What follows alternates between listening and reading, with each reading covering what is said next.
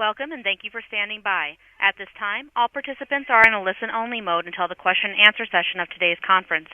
At that time, you may press star 1 on your phone to ask a question. I would like to inform all parties that today's conference is being recorded. If you have any objections, you may disconnect at this time. I would now like to turn the conference over to Ms. Karen Northern. Thank you. You may begin.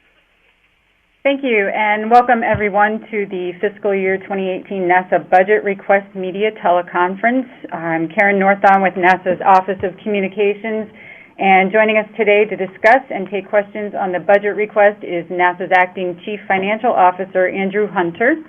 As a reminder, all NASA budget material is posted on the agency website at nasa.gov/budget. This includes the budget charts that will be presented momentarily, called FY18 Budget Estimates Media Presentation. You can also follow the presentation online at nasa.gov/live. Please note, however, there is a slight delay in the slide transition. I'll now turn this over to Mr. Hunter, and then we'll take your questions after the presentation. Thank you, Karen. Good evening, good afternoon, everybody. I'm Andrew Hunter. I'm going to walk through the presentation I believe you all have. That was posted just recently, and I won't go through every word on the charts, but I'll just give you the general flavor. If you have any questions, we'll deal with those at the end. The basic message in this budget is $19.1 billion is a good budget for NASA, especially considering the broader environment of fiscal constraint we're under. And we find it's bolstered by a strong FY17 omnibus appropriation, and including, on top of that, the NASA Transition Authorization Act. These are all very positive developments for NASA. There's very little that's new from the skinny budget, just up front, that hasn't been detailed. The only two items that I would just bring to our attention just for new things, we've got one additional Earth Science mission terminated, the radiation budget instrument, and then the notion of flat out years in the budget, which we couldn't talk about at the time of the release of the skinny budget.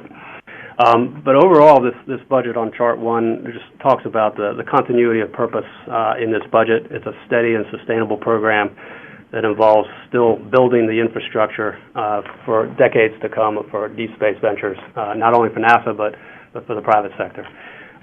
It continues leadership in working with the commercial partners. We will be flying astronauts from American soil on new crew transportation systems in the next couple of years.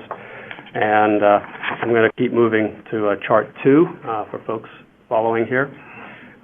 This budget continues development of the Orion crew vehicle, the Space Launch System, exploration ground systems, readying for an EM-1 launch and continuing to build the capability for years to come for that launch system.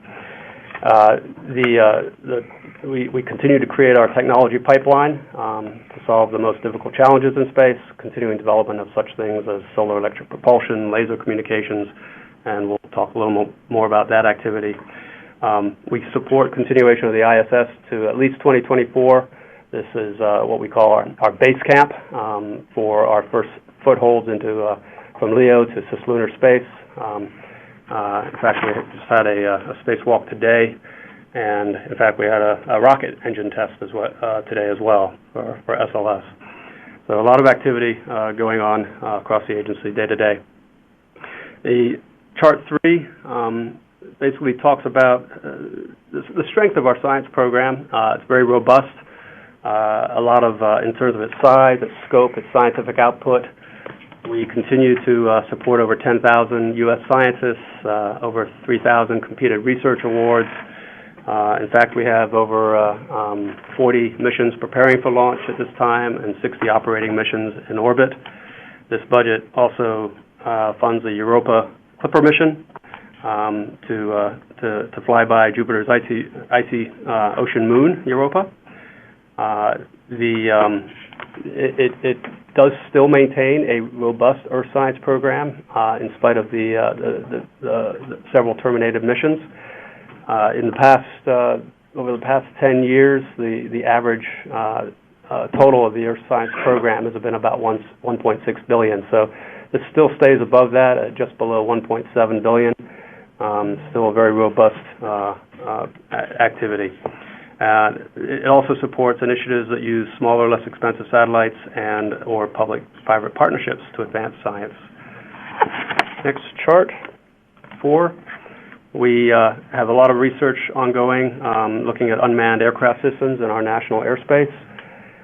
As part of the New Aviation Horizons program, it continues development of the low-boom flight demonstrator. The LBFD is the first X-plane with an initial flight planned for 2021.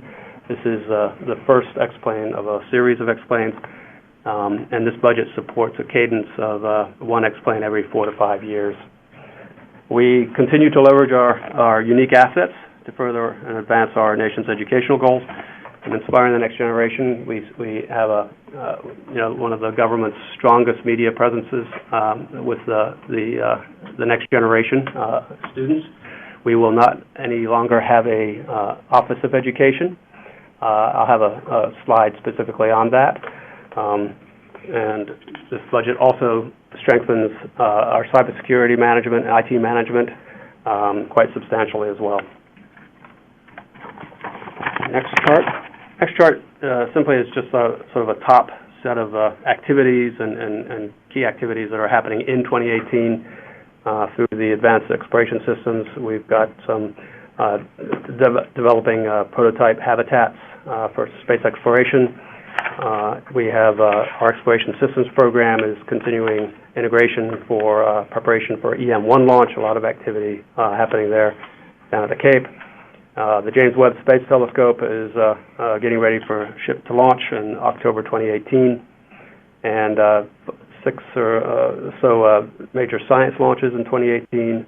The Ionospheric Connection Explorer, the GRACE Follow-On, InSight, ISAT-2, the TESS, which is the Transitioning Exoplanet Survey Satellite, and the Solar Probe Plus missions.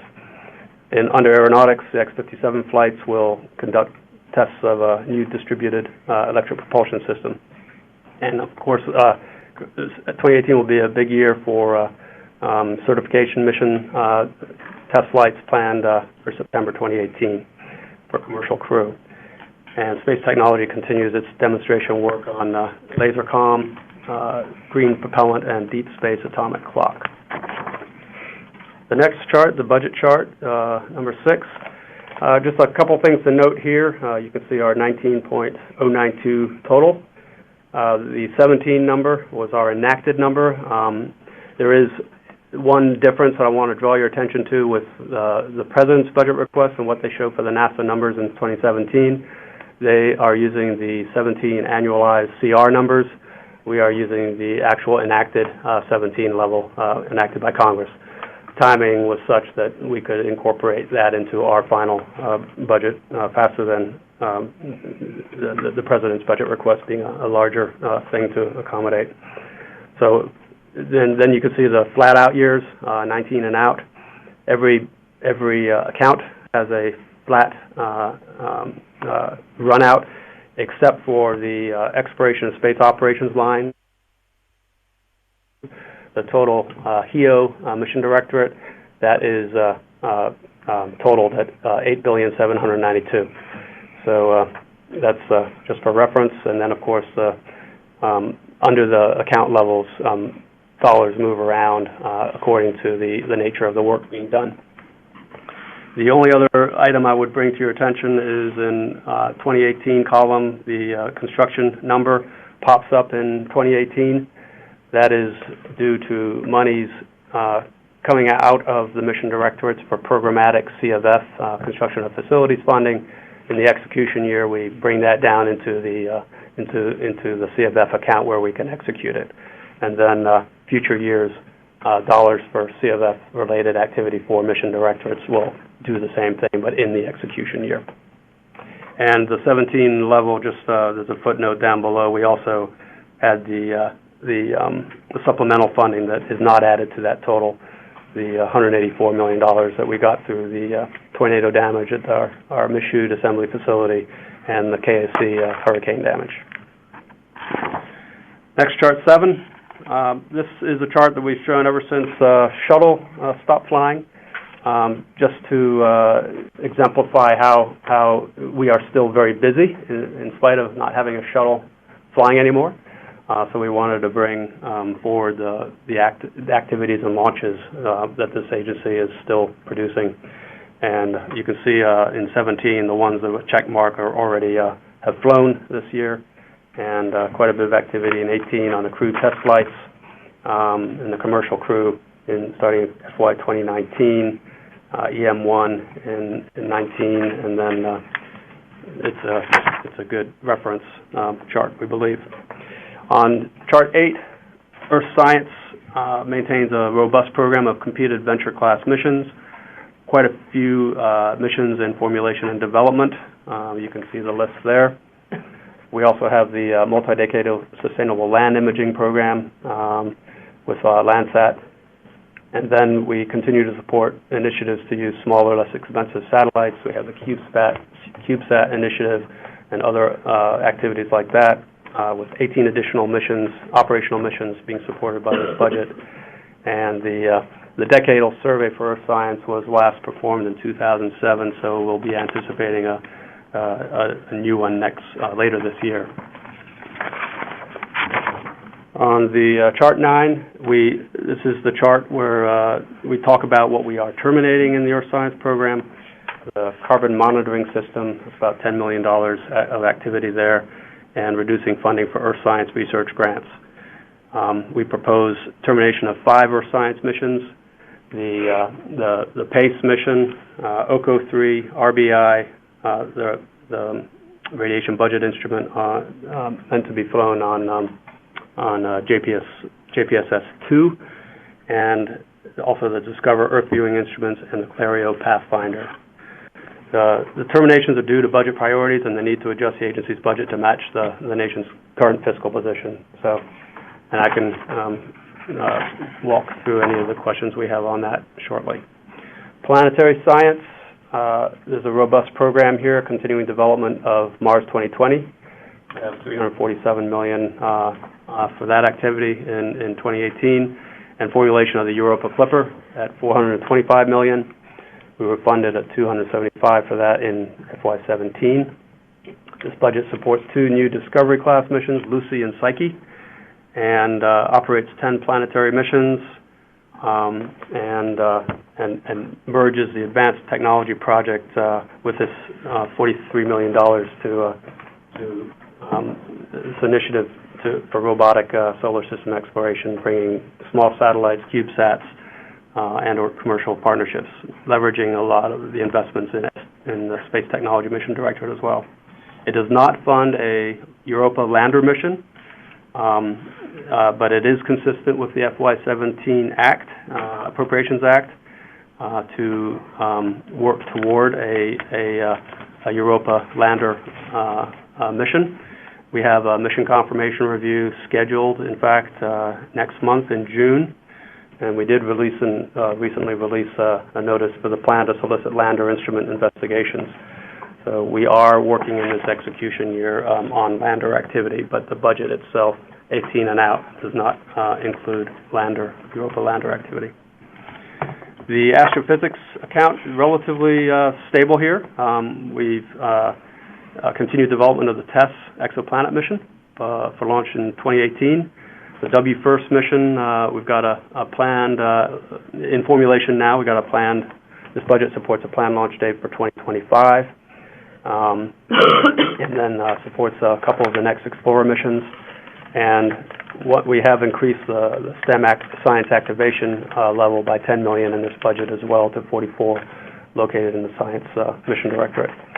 This also includes 9 operating missions, including Hubble Space Telescope at $83 million and SOFIA at $80 million. James Webb Space Telescope on Chart 11, a very stable program in terms of meeting its cost commitments and schedule commitments to date. We are supporting the commitment of an October 2018 launch date and completing integration and testing. It's presently down at Johnson Space Center, going through thermal vac integration tests, and then it'll move to the Webb launch site in French Guiana. Heliophysics, again, relatively stable program. A lot of work happening, and Solar Probe Plus is getting ready for launch in 2018. Gold and the Solar Orbiter Collaboration Partnership with ESA for a 2019 launch, operating 17 heliophysics missions and supporting the sounding rockets and CubeSat projects. Moving to aeronautics, we mentioned that this budget supports the low boom flight demonstrator as our first X-plane flight in 2021. We've got $79 million on this, and I did mention that the cadence for X-planes in this budget supports up to one every 4 to 5 years. The electric propulsion systems will be advanced through flight testing of an all-electric aircraft, the X-57. And then we continue work on the unmanned airspace operations in the national airspace. And a lot of the same work that we have been doing over the last several years. Space technology. A lot of the work is coming to completion on the Laser Communications Relay demonstration project that will start system integration and test to support a 2019 launch readiness date. Work on MOXIE and terrain relative navigation projects will begin integration and test to support the Mars 2020 schedule. These are all activities that will benefit our future mission activities. Continued development of the SEP, the solar electric propulsion technologies, and we've had an adjustment that was mentioned in the skinny budget about the Restore L activity is migrating into our satellite servicing activities at $45 million. This is being reduced from a level of $130 million. We are seeing anticipating less cost with our partnerships in this area, and we will continue to invest in the technologies of satellite servicing activities. The SBIR STTR program is funded out of this activity for $180 million as well, and we continue public-private partnerships through programs like our tipping point solicitations and other items like that. Exploration systems development. This is a lot of work will happen over the next couple of years, getting ready, next year and a half, getting ready for the EM1 launch, our initial launch, building the capability, long-term capability for this launch system. We've got SLS funded at $1.9 billion, Orion at $1.2 billion, and the ground systems at $460 million. The European Service Module will be delivered to Kennedy for integration with Orion in 2018. So a lot of integration activities down at the Cape. Next chart is exploration, research, and development. This is where we house our human research program. Things like space radiation research, long-term effects of humans on long-duration missions beyond Earth orbit. This is where we key use of the space station as a facility in low Earth orbit, preparing our crews for what it's like to live in deep space. The advanced exploration systems. This is where we are. We have about $112 million budgeted for habitation capabilities.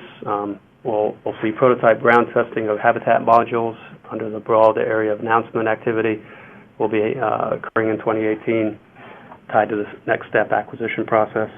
And the ARM will not be pursued in this budget, as was noted in the skinny budget as well. However, we do plan on a lot of the residual activity from the ARM mission to be continued in solar electric propulsion power kinds of activities. So many of the essential technologies support will continue. These will all be vital capabilities still needed for future human deep space missions. International Space Station. As you saw today, we had a spacewalk. Peggy Whitson was successful. Out of this $1.490 billion, $317 million of that is direct research, and the balance of it is the ops and maintenance of the space station. You will see a small increase in the out years for increased research and maintenance and spare activities as the station reaches its lifespan. We're hoping to at least support it through 2024. Having an additional NASA crew member on ISS will also enhance the research and advancements toward exploration. But otherwise, this activity continues with no surprises. Space state transportation. This is where we have our. This includes the capabilities for commercial crew at $732 million to demonstrate commercial access of bringing crew to the space station. That activity actually winds down in the out years as we find success in the ability of commercial companies to bring crew to the station, where then we buy the services under the crew and cargo services line, which is budgeted at $1.683 billion in 2018. Space and flight support. This is the area that covers all the networks and comm support, all the activity that enables human space flight to happen at NASA. The space network ground system, the deep space and near Earth networks, the crew health activities, the launch systems support, and that's covered for $87 million. And then the rocket propulsion test core capabilities that enable valuable propulsion data to prepare for EM1 and EM2.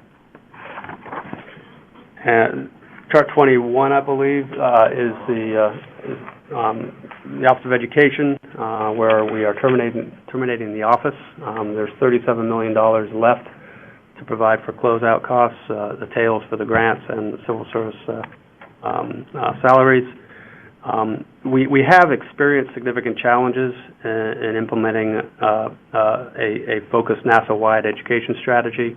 I think this program was seen as vulnerable because it had some challenges in defining its outcomes for the dollars spent. We do not actually support in this budget the ability to cover space grant, EPSCoR, MUREP, and SEAP funding. One thing to remember is we still fund a lot of education activities throughout NASA that didn't go through this office. About 70% of our fellowships and internships, just about all of our challenges, robotic challenge and things like that, actually go through functions that were not supported by the Office of Education but are embedded in the Mission Directorate activities. We also still have the SMD STEM Science Activation Program, which was increased by $10 million. We are going through an agency-wide approach, looking at a business services assessment of NASA's education and outreach activities. We know that education will continue. We still have an amazing web presence, social media presence that reaches out to an incredible amount of people and young people who deal with NASA and deal with NASA via Twitter and Instagram and Facebook and everything else. So that will not go away. But we will still. It's still to be determined how we will actually manage. We anticipate that the Hill will appropriate back in 18 something related to space grant, EPSCoR, and MUREP funding, but we don't know that for sure. But we will find a way to manage it effectively within an account at NASA. Finally, we have the Safety, Security, Mission Services, and Construction account. This enables all the other mission activity I've just talked about to occur. Majority of this is civil service activities, Office of Chief Engineer, Safety and Mission Assurance, construction facilities, you name it. It's all here. And the only big change here is, like I mentioned earlier, the $135 million that comes into the construction account in 18, the pop-up there. That's related to programmatic CFF from $15 million from science, $96 million from exploration, and $17 million from space ops on programmatic CFF activity. And the other item that we've beefed up in this budget is cybersecurity capabilities and IT management. As we all are familiar with the challenges in that content across all private sector and public sector entities these days. That's my formal presentation. Be happy to take any questions. Thank you, sir. We will now open up the line for questions. We have a lot of reporters on the line, so we please ask that you limit yourself to one question, and if time permits, we'll do another round of questions. Operator, if you could please call on the first reporter. The first question comes from Frank Morning. Your line is open. He is in Aviation Week. Thank you very much. I'm a little bit confused about the documentation for the Restore L mission. On page 3 of the budget estimates, it's listed as 0. Could you please explain the $45 million you just mentioned for that, how that works, and also how the work that's being done at NASA in satellite servicing will sort of transition into DARPA, and has some of the money gone to DARPA as well? Thank you. Yeah, right. We have the actual line Restore L goes away in the 18 budget. You will see 0 there. We had money in there in 16 and 17. 17 is $130 million, and then where you will see the $45 million pickup is, I believe it's called the satellite servicing line. It's part of STRG, I'm being told. You'll see $45 million. And the DARPA part? Yeah, we continue to work that partnership. I think we're going to have to be more precise. I won't have the kind of detail that you're probably looking for in terms of how that relationship continues. We are committed to the actual technology. We're just doing it at a lower level using other partnerships and DARPA. And I would have to probably defer that question to Steve Jerzik and the folks in the Space Technology Mission Directorate. Thanks. As a reminder, if you would like to ask a question, please press *1 on your phone, record your name and your media outlet. The next question is from Ledge King with USA Today. Your line is open. Hi, Andrew. Thank you for having this call. I have a 2-part question. I know it's illegal, but I'm going to ask it anyway. The first part is the Deep Space Gateway. Is that in this budget, and can you show me where, if it's still in there? And the second part is going back to Commercial Crew. I did see the number dropped quite a bit, and I'm wondering if that's simply because you're factoring in lower potential contract costs as opposed to any de-investment in the program. Thank you. Yeah, let me go for the second one first. The Commercial Crew will go down in the out years as the development work with Boeing, SpaceX, and they get certified. That's where the development goes away. Eventually, that line goes away. But the numbers will pick up in the crew and cargo services part of that budget, where we start buying that service instead. So that's I hope explains that. The term gateway, while it has been used externally, we do not use it in this budget. I think it still has some introduction activity to go through with the administration. We are still, however, proceeding on the work. You can maybe call it a small G gateway. In terms of developing ultimately a spaceport with the habitation activity that we're doing, and then on to cislunar space as we proceed on our path to send humans to Mars. So I think the concepts are still there. It's one area where we are somewhat inhibited by a flat budget with no inflation. But we hope that we will be successful in making our case for this vision forward with the administration in future budgets and getting support with Congress. So far, had remarkable bipartisan support on the total concept, but I think we're going to have to work through where all this lies in priorities of the nation. So next budget, my goal is to get some inflation built into it. So. Thank you. Next question, please. The next question is from Seth Bornstein with AP. Your line is open. Yes, thanks. And I will also cheat here, and I'll use NASA math to ask two questions. First, can you give me the breakdown on how much money is saved by the reduction of each of the science satellites? And secondly, you said that this is close to the average of $1.6 billion for Earth sciences. And I'm wondering how far back did you have to go to get that number? Because FY16 was 1.9, FY15 was 1.78, FY14 was 1.82, 1.66 for 13, 1.76 for 15. In other words, if you go back 6 years, the average is 1.78. So I mean, I'm trying to figure out. Well, I actually went back 10 years. And I have personal recollection of those years back when I was the Earth Science Resources Director, even farther back than that, where we were trying to justify $800 million and $700 million budgets. But yeah, I probably went back a little further than you did. Yeah, I mean, recently it's in the 1.8 and 1.9 range. To say it's, it seems a little disingenuous there. But so let's go through the 5 ones cut. How much are saved for each of those, and where else are there savings and Earth savings? If you want to just talk about the estimated savings from FY17 to FY18, the total is $191 million.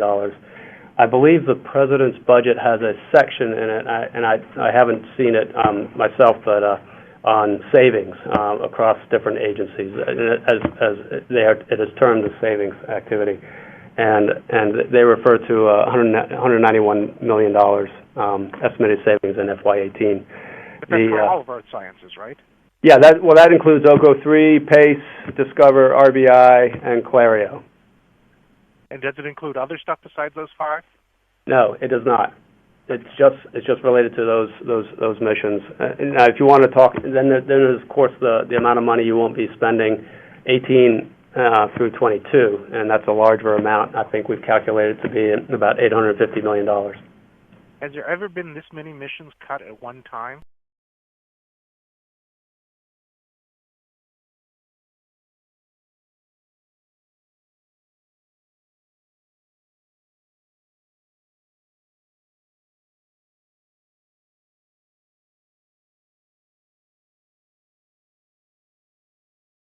It's just related to those missions. Now, if you want to talk, then there's of course the amount of money you won't be spending 18 through 22, and that's a larger amount. I think we've calculated to be about $850 million. Has there ever been this many missions cut at one time? Oh, the magnitude of that was quite a bit bigger. And can we go to the next question, please? The next question is from Keith Cowing with NASAWatch.com. Your line is open. And my question has a semicolon in it. You talked about an agency-wide intent for NASA's Education Office that it didn't do it, and you would think that you'd want an agency-wide agency or organization to do that, but instead you put it into SMD. So why did you put it inside a directorate? And secondly, you and Lightfoot are talking about all this web stuff and EPO stuff. Is SMD going to get more money to do this? Because most of that stuff is public affairs. Or are you going to give public affairs more money? Right now, we don't know where the education activity will be housed. We've got a component of education activity directly related to SMD activity in SMD. But we are still discussing through our business services activity where and how to structure education activity across the agency. And that's something Mike Kincaid is working on right now. You could go to several different kinds of models, and we're not prepared yet to communicate what that will be. I don't know what that will be yet either. Are you giving PAO more money? They're looking at me hopefully, but I don't know. I think they do an amazing job with the money they have. And let's go to the next question, operator. The next question is from Mike Wall with Space.com. Your line is open. Thank you for doing this. Yeah, I'm just a little bit...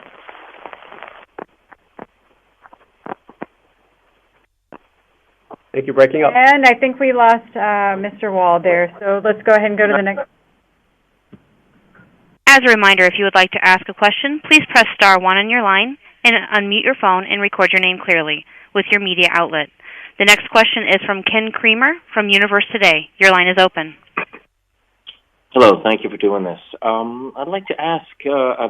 will be maintained in this budget, and we don't have known plans at this point beyond Mars 2020. So that's still TBD in this budget. And next question, please. The next question is from Mike Wall again with Space.com. Your line is open. Can you guys hear me now? Yes, sir. Yeah. Okay, thanks. Yeah, I'm just a little bit confused about the Europa lander status. There's no money going forward for that, right? But you still anticipate a call for the scientific instruments. Could you just clarify what the plan is with that, and why you're still working on it if there's no money in it for the budget going forward? Well, the law in 17 asks that NASA does do work on formulating a lander for Europa, which we are doing. However, the budget does not support in 18 and out budget for that activity. The Clipper is also funded for and in law says that we need to launch it by 2022. So we do not have the budget to launch it in 2022, especially due to flat budgets in the out years. So we are somewhat challenged with the expectations that Congress has on the timing of these two missions. However, we are moving out year to year on the expectation to try to meet that intent. If we had $425 million on the lander, the Clipper this year in 18, and if we continue to have that kind of funding, we actually put in our congressional justification the required dollars on top of what we have in the budget to achieve the launch readiness state that Congress wants us to achieve. So we're very open about the inability of this budget to achieve the expectations of Congress in this mission. Let's go to the next question, please. The next question is from Amina Khan from Los Angeles Times. Your line is open. Hi, I just have a hopefully quick question, and apologies if this is already addressed, but how many jobs will the cutting of the Office of Education affect, and will there be layoffs, or will those people be transferred to other sections? Yeah, the actual number of civil servants, about 60 that are associated with this work. It is a rather specialized skill area, but we anticipate finding new jobs for these folks across the agency and or not rehiring when they attrit. So we're going to work that as part of our transition plan. We will value our folks as much as anybody in this agency, and we won't have any layoffs. As a reminder, if you would like to ask a question, please press star 1 on your phone, unmute your line, and record your name and media outlet. Again, to record your name, please press star 1 to ask your question. Our next question is from Scott Wadman with Energy and Environmental News. Hi, thanks for taking my question. I'm just wondering, can you tell me what capabilities would be lost by some of these cuts to the Earth Sciences Division? What challenges might you have in the future without these satellites and the data they bring in? Yeah, we've got, let me just, I've got the Clario was a technology demo for a Tier 1 decadal survey recommendation. It's an early phase A formulation. It would have improved calibration of other Earth-observing satellites. The RBI is an instrument slated to fly on JPSS-2. The it would have measured the effect of clouds on the Earth's energy balance, and extended weather, 10-day or longer weather forecasting. Those are the kinds of things that we were experiencing schedule and technical difficulties on RBI. It's always tough to terminate a mission, but it becomes a matter of priorities, and it was a budget-related decision. OCO 3, it would have investigated the distribution of carbon dioxide on Earth as it relates to growing urban populations and changing patterns of fossil fuel composition. And then the PACE responds to parts of the Decadal Survey's recommendation on a Tier 2 mission. It was in Phase A formulation, and it would have, in the ocean, it would have assessed phytoplankton stocks, biodiversity, harmful algal blooms, and in the atmosphere, measured aerosols, clouds, and liquidized particles, among other things. So, from a budget guy, that's about all I can tell you. Okay, we have about time for one more question. Operator, if you could cue that up. Our next question is from James Dean from Florida Today. Your line is open. Hi, thanks very much. I was within exploration systems development. I was a little surprised to see ground systems get a little bit of an increase while SLS and Orion are dropping. I was just wondering if you could explain that. And specifically, also, I saw one line item. I think it's in the construction accounts for about $90 million related to mods at KSC for the exploration upper stage, which obviously is well beyond EM1. So. Also was just interested in understanding what's going on there, if you know. Yeah, the latter second question, because that's the last one I remembered. But the EUS is accommodated on EM2 in the budget, and that's CFF related activity to support the EUS on the ground systems. That's why you'll see that increase at Kennedy.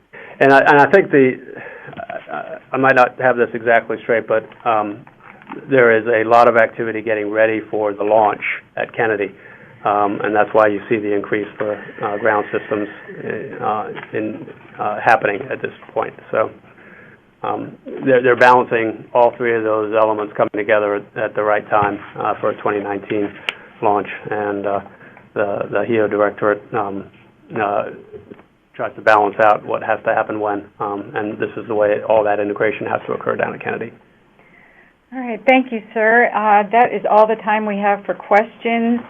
As a reminder, all NASA budget material is posted online at nasa.gov/budget. Reporters, if you would please stay on the line, the operator will provide replay details for you, and thank you for joining us.